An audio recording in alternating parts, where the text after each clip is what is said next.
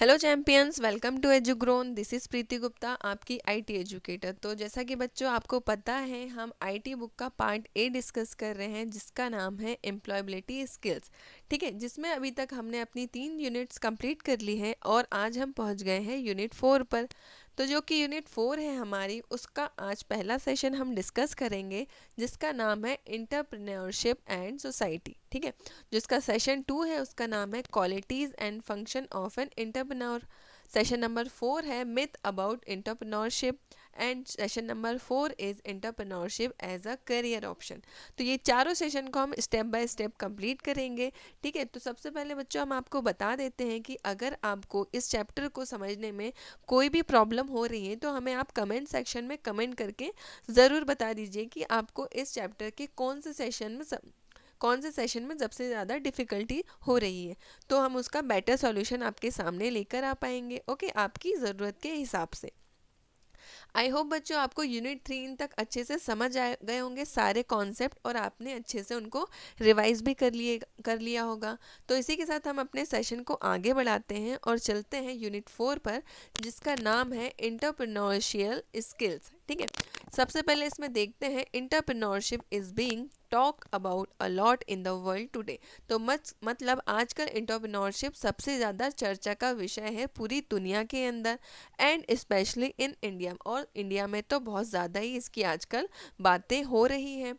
Entrepreneurship is a type of self-employment where one is running a business to satisfy the need of people and looking for a ways to make the business better to make profit। मतलब entrepreneurship का मतलब क्या होता है? Self employment मतलब खुद के लिए काम करना और ऐसा बिजनेस बनाना जिसके थ्रू आप क्या कर सको, लोगों के नीड्स को सेटिस्फाई कर सको, और उसी बिजनेस को बेटर बनाने के लिए, उसी बिजनेस को बेटर बनाते हुए उसमें आप अपना कुछ प्रॉफिट भी अर्न कर सको, है ना। मतलब यहाँ पे बिजनेस का और सोसाइटी का क्या रिलेशनशिप बैठता है उसको इस चैप्टर में डिस्कस किया गया है ना। कि एंटरप्रेन्योरशिप की स्किल्स कौन कौन सी होती है, किस तरह वो सोसाइटी पे इम्पैक्ट डालती है, और उससे किस तरह से जॉब क्रिएट किए जा सकते हैं। तो यहीं पे इस सारी चीज़ों की डिस्कशन इस चैप्टर में हुआ है। ठीक है, this unit focus on encouraging student to learn about entrepreneurship and its function from the world around them.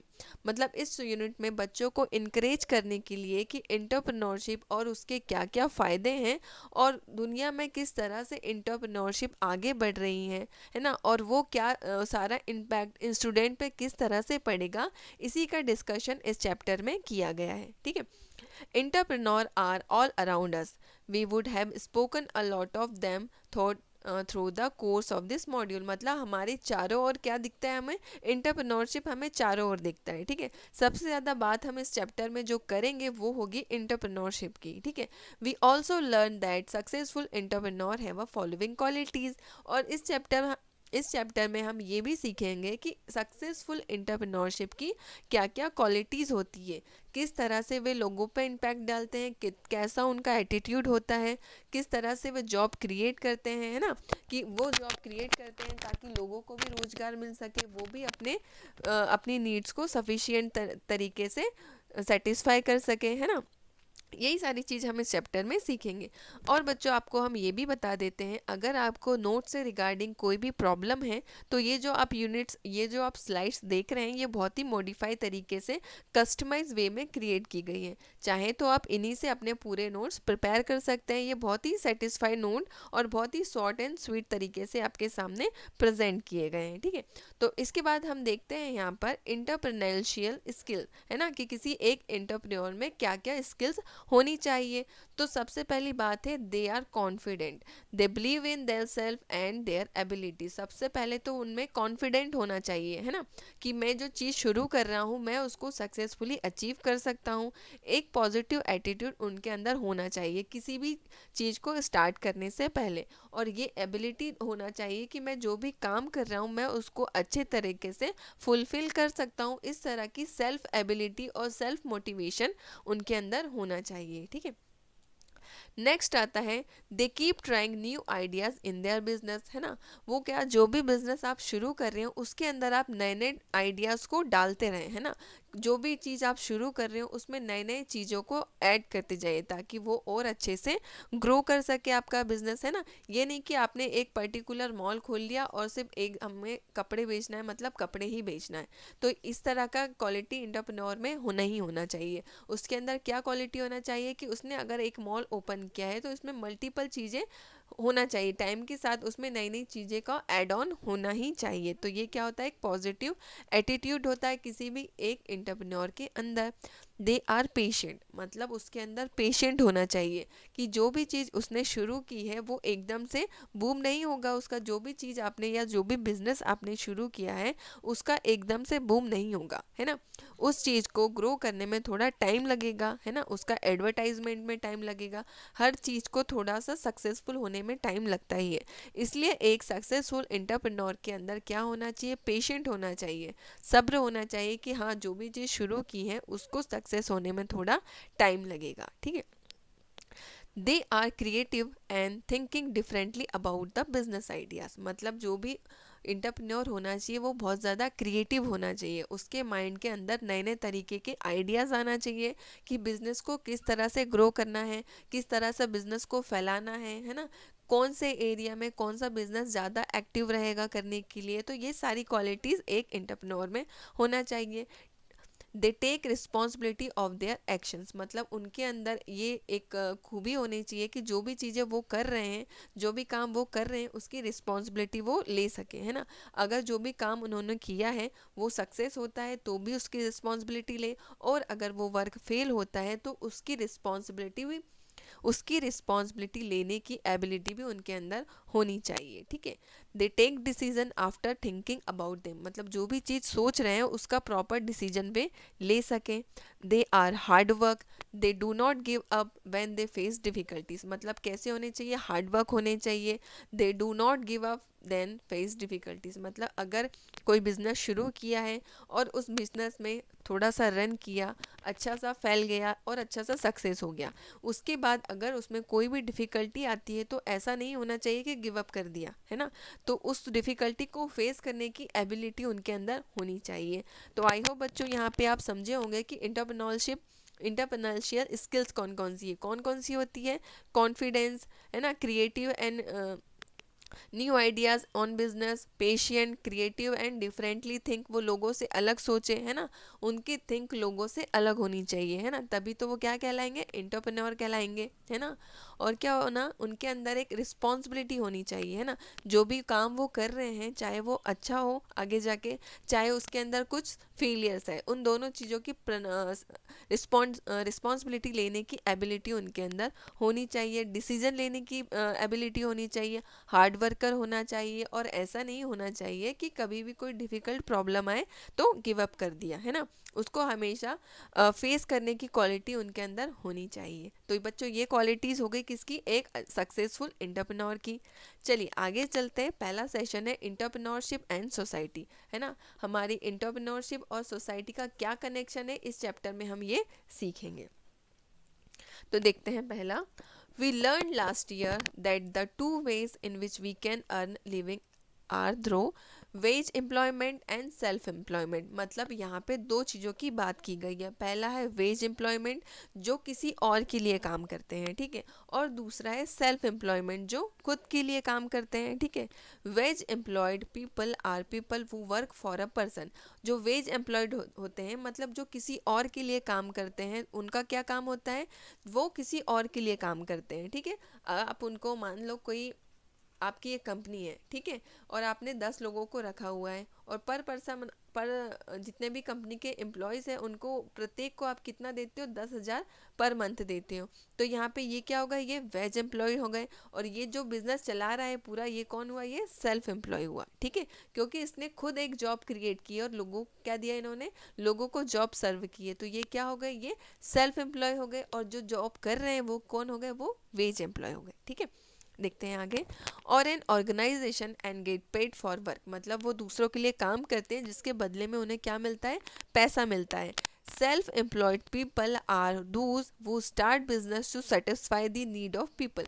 मतलब सेल्फ एम्प्लॉयड वो होते हैं जो लोगों के लिए काम नहीं करते, जो खुद के लिए काम करते हैं, खुद बिजनेस स्टार्ट करते हैं लोगों की नीड्स को फुलफिल करने के लिए। ठीक है, अब self employed person who is always try to make his her business better by trying risk in trying new ideas in entrepreneur।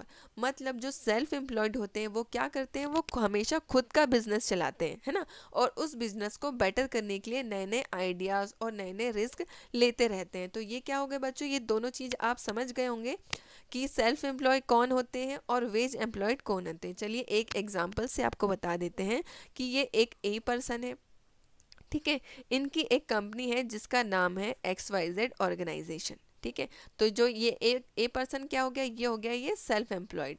ठीक है, अब इनको पता चला कि इस एरिया में क्या हुआ, किसी कंप्यूटर सेंटर की बहुत ज़्यादा कमी है, मतलब यहाँ पे कंप्यूटर एजुकेशन का थोड़ा सा शॉर्टेज है। तो इन्होंने क्या किया, 10 टीचर्स हायर किए।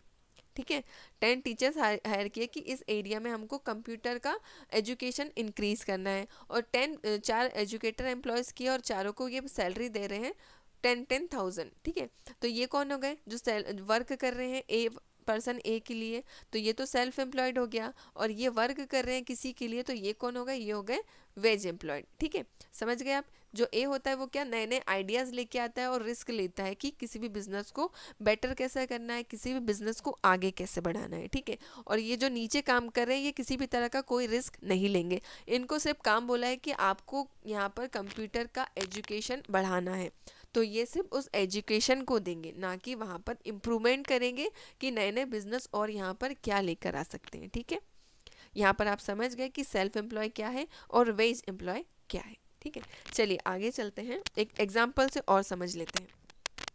Ramya and Ramu both own plant shop. मतलब राम्या और रामू की दोनों की क्या है, प्लांट की शॉप है। Ramu sits at his shop every day. मतलब रामू उसकी शॉप के सामने डेली बैठता है। When customer comes he sells to them. Ramya walks around and get customer to her shop. She also sells seed and flower for her plant। मतलब वो दोनों क्या करते हैं, अपने शॉप को ग्रो करने की कोशिश कर रहे हैं। राम्या क्या कर रही है, लोगों को अपने शॉप में बुलाने के लिए अट्रैक्ट कर रही है कि मेरी शॉप में इस तरह का बीज है, मेरी शॉप में इस तरह का प्लांट है या इस तरह का फ्लावर है। तो ये दोनों क्या कर रहे हैं, दोनों वर्किंग है और दोनों क्या कर रहे हैं, अपने बिजनेस को ग्रो करने की कोशिश कर रहे हैं। She has also added a different idea to her business. So Ramya is an entrepreneur and Ramu is a businessman। है ना, राम्या क्या कर रही है, बाहर जाके लोगों को एडवर्टाइज भी कर रही है कि भाई आप मेरी शॉप पर आए, मेरी शॉप पर इस तरह का पौधा मिलता है, इस तरह की वैरायटी के फ्लावर है। और रामू क्या कर रहा है, शॉप पे बैठकर ओनली सेल कर रहा है। और क्या कर रही है, राम्या क्या कर रही है, बाहर जाके लोगों को एडवर्टाइज कर रही है, अपनी शॉप के बारे में बता रही है। तो यहाँ पे दोनों तरह का डिफरेंस आपको समझ आ गया कि रामू बिजनेसमैन है और राम्या एंटरप्रेन्योर है। ठीक है, चलिए आगे चलते हैं, एक और समझते हैं example. Aditi has a store where she sells different types of shampoo. मतलब अदिति का एक स्टोर है जहाँ पर वो अलग अलग तरह के शैम्पूज को सेल करती है। शी हैज़ मैनी कस्टमर, उसके पास बहुत सारे कस्टमर हैं। She buys the shampoo in large quantities from a woman. There are 2 men who work in a store to help her sell। मतलब वो क्या करती है, बहुत सारी क्वांटिटी में किसी वुमेन से शैम्पू ले लेती है और उसने अपनी शॉप पर 2 आदमियों को या 2 मैन को और रखा है उसकी सेल को बढ़ाने के लिए। ठीक है, या उसकी सेल में हेल्प करने के लिए। Aditi is helping people in her area to make money. She is also increasing jobs in her area. Aditi is helping the people in the society around her to live better. So what do entrepreneurs do when they run their business? तो देखिए यहाँ पे अदिति ने क्या किया कि उसको पता है कि यहाँ पर सोसाइटी है, सोसाइटी में लेडीज भी रहती है, तो उनको शैम्पू की ज़रूरत पड़ेगी।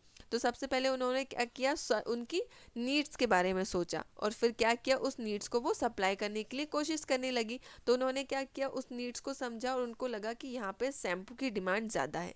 तो उन्होंने क्या किया, शैम्पू को सेल करना स्टार्ट किया और उसके साथ साथ उन्होंने क्या किया, लोगों की नीड्स तो पूरी हो रही है, है ना। सोसाइटी के लोगों को शैम्पू मिल रहा है और शैम्पू को बेचने के लिए कुछ लोगों की हेल्प भी मिल लग रही है, तो उसने क्या किया, 2 लोगों को वहाँ पे वर्क पे रख लिया। तो उन्होंने क्या की, जॉब भी क्रिएट की, लोगों की ज़रूरत को समझा और उसको सप्लाई किया, है ना। और क्या किया, साथ में उसने वहाँ पर 2 लोगों को भी एम्प्लॉय रखा और क्या की, जॉब को क्रिएट किया। और क्या कर रही है, अपने बिजनेस को ग्रो कराने के बारे में सोच रही है। तो क्या हुआ यहाँ पे, अदिति क्या हुई, बिजनेसमैन नहीं हुई, अदिति यहाँ पर एक एंटरप्रेन्योर हुई। ठीक है, चलिए अब देखिए यहाँ पे कि एक एंटरप्रेन्योर की क्वालिटीज़ क्या क्या होगी। तो सबसे पहली है फुलफिल कस्टमर नीड्स, मतलब कि वो पहले तो ये समझे कि कस्टमर को किस चीज़ की ज़रूरत है और उसके हिसाब से कस्टमर की नीड को वो फुलफिल करता हो। ठीक है, समझते हैं।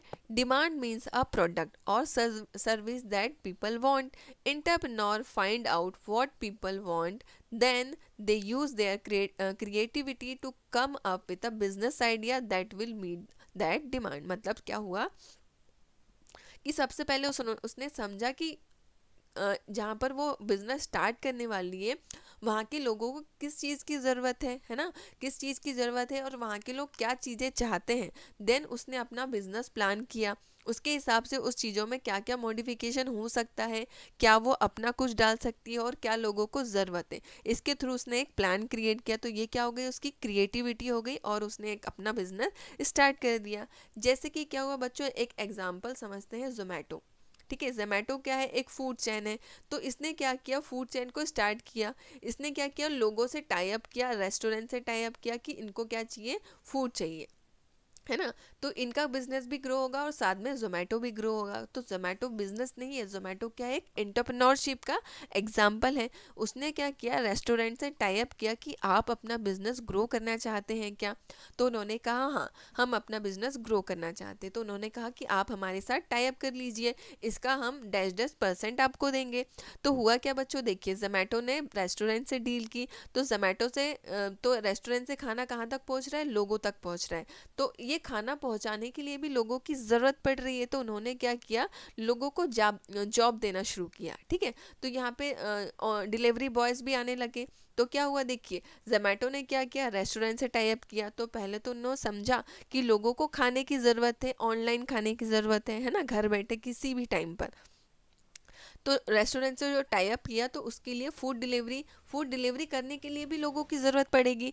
तो हुआ क्या, उन्होंने लोगों को हायर करना शुरू किया। यहाँ पर उन्होंने कई तरह के लोगों को हायर किया, मतलब बहुत सारे बल्क अमाउंट में लोगों को हायर किया जो अपना प्रोडक्ट लोगों के घर तक पहुँचा सके। ठीक है, तो देखिए यहाँ पर जॉब भी क्रिएट हो गई, डिलीवरी बॉयज़ यहाँ पे लगे हैं तो इनको भी जॉब मिल गई।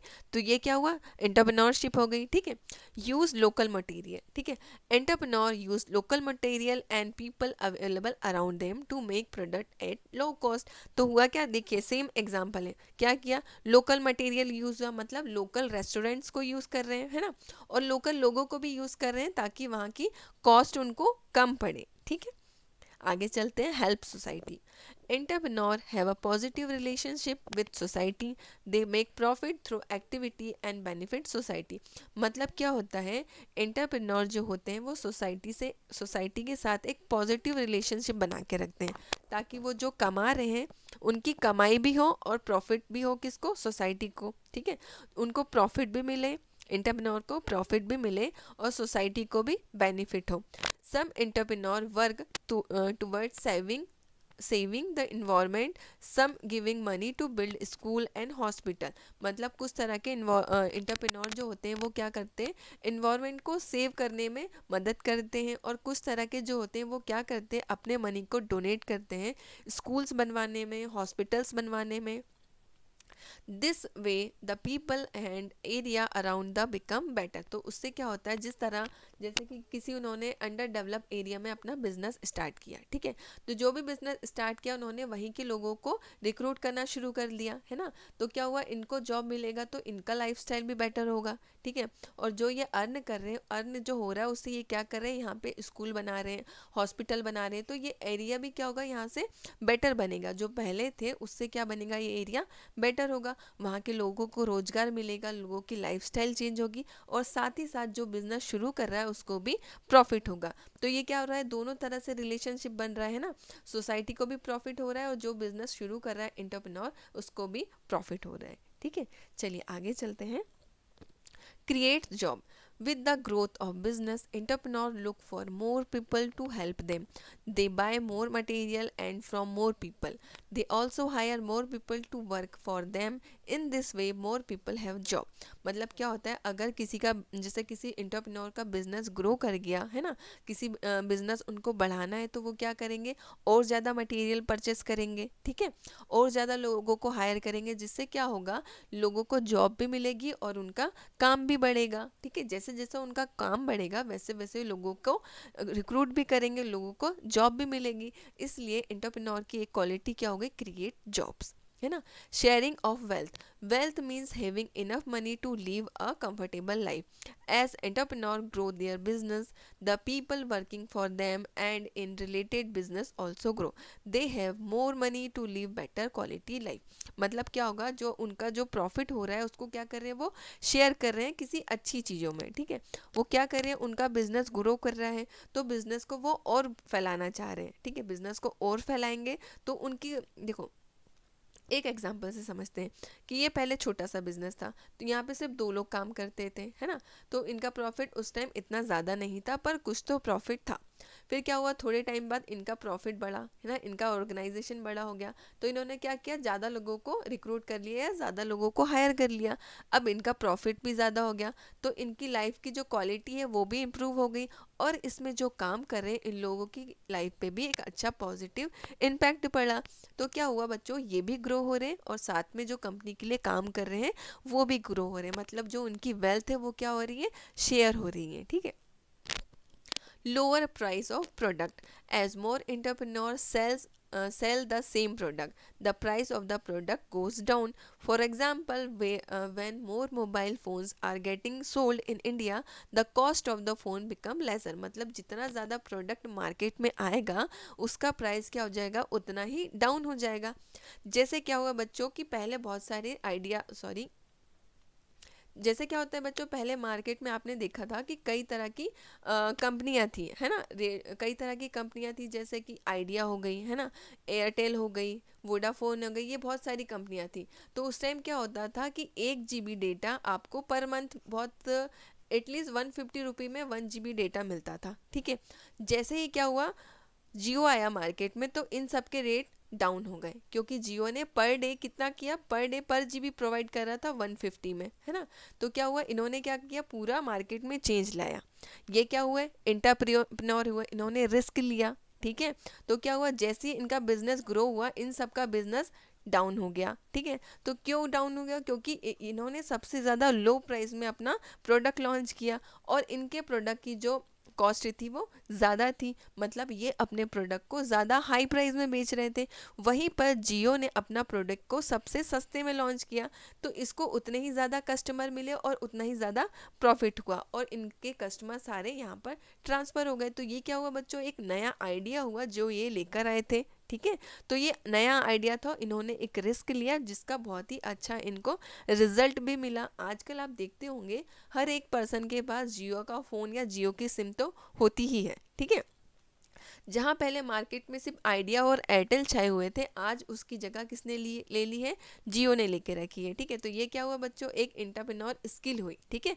क्रिएटिविटी लाई इन्होंने, है ना। इनके साथ साथ इन्होंने अपने सेक्टर में लोगों को जॉब भी प्रोवाइड की, और जो प्रॉफिट इनको हो रहा है उन्होंने शेयर भी किया नई नई चीज़ों को बिल्ड करने के लिए, ठीक है। तो बच्चों इसी के साथ ये चैप्टर हम ख़त्म करेंगे। आई होप आपको सेशन 1 बहुत अच्छे से समझ आ गया होगा, और बहुत अच्छे से आपको जो भी एग्जाम्पल दिया हमने वो आपको समझ आए होंगे, ठीक है।